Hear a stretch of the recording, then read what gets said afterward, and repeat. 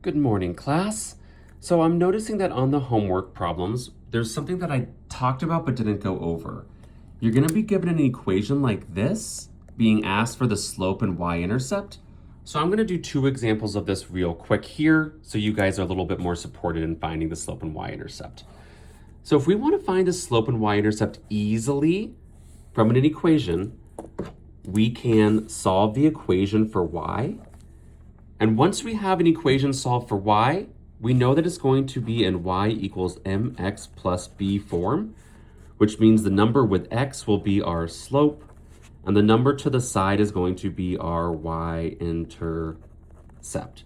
So once we can successfully solve an equation for y, we automatically have both of those answers.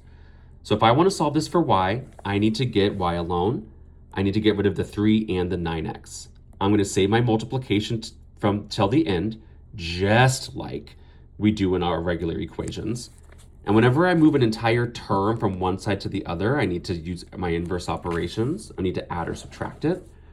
The opposite of adding 9x is subtracting 9x. So I'm going to subtract 9x from both sides. 9x minus 9x is 0. I'm going to bring down my 3y. Now, we haven't done this yet. 12 minus 9x. I'm not allowed to subtract that because these are not like terms. This negative 9 has an x with it, the 12 doesn't. So what I'm going to do is just write them side by side. Negative 9x, and that's a positive 12, so I need to put in that plus. Because when we just have a number, we assume there's a little plus there. So I'm going to just write it side by side. Negative 9x plus 12.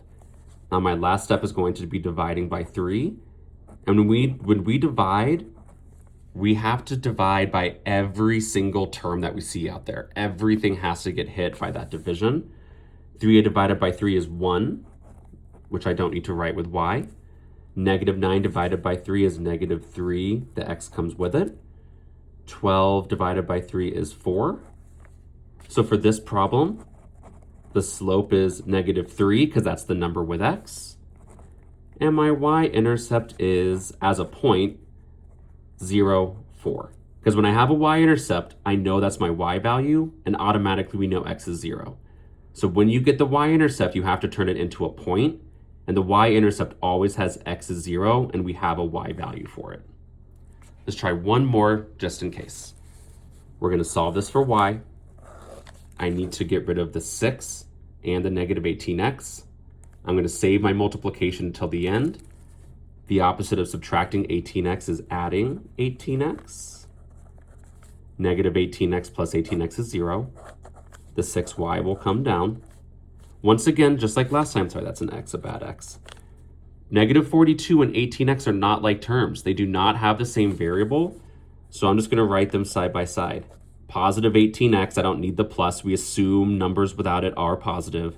Then minus 42. My last step will be dividing everything by 6.